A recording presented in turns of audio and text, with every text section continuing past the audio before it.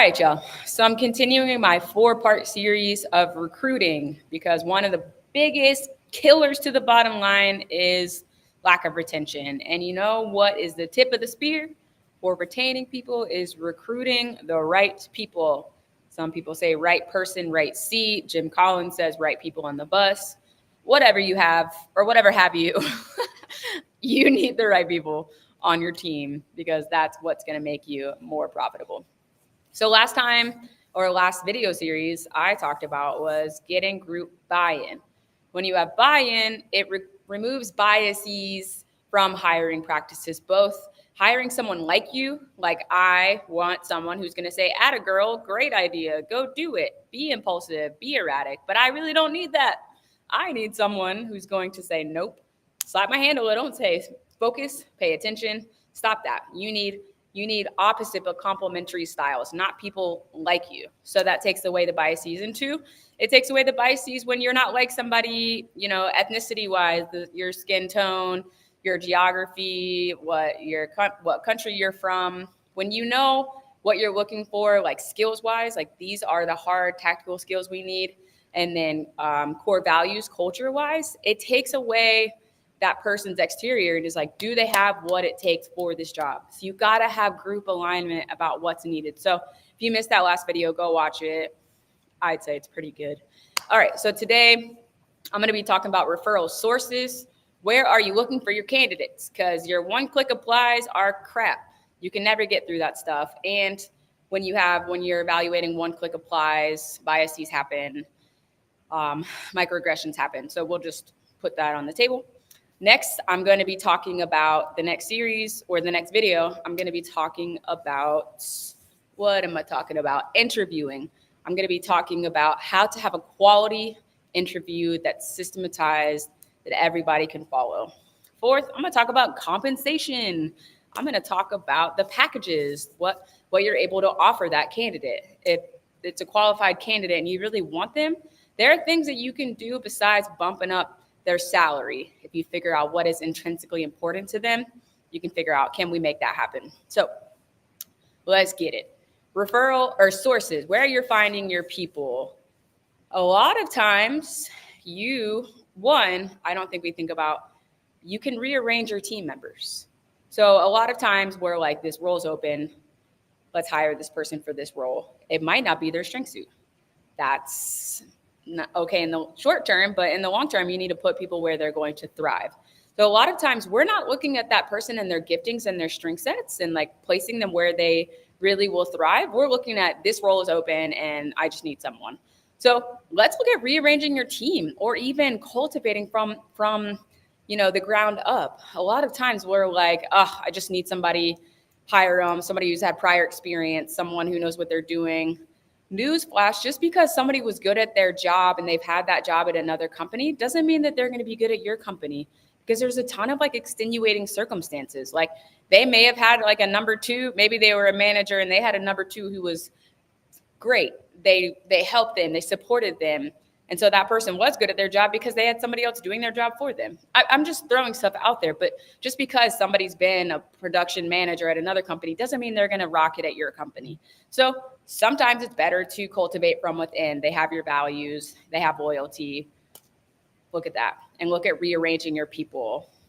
Secondly, you could do an employee referral program. Like, why would you not tap your high performers? Why would you not talk to the people in your team that you want to copy? You're like, I need more of so-and-so.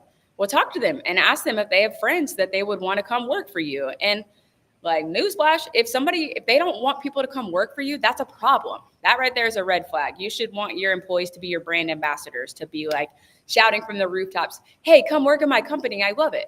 And there's a lot of reasons why you want employees to have other people come in, because when you have a work bestie, when you have a friend, somebody you can go to, someone that you trust, you're more likely to stick around. Because let's be real, like when we start our job, it still feels like we're walking into the cafeteria when we're in, third grade, like who are going to be my friends? Like we still feel that way. Yeah, I know we're adults, but there's kids inside of us. And so when I'm a new person and I have a friend I can go to for safety and questioning, when I don't have to worry about like saying the question, tactfully, or somebody going to be mad, That's huge for onboarding. So why would you not tap your employees within your company and incentivize them to have their friends come and work? Because they're not going to refer somebody who's crappy because it makes them look bad. Like, they are going to bring in somebody who's good.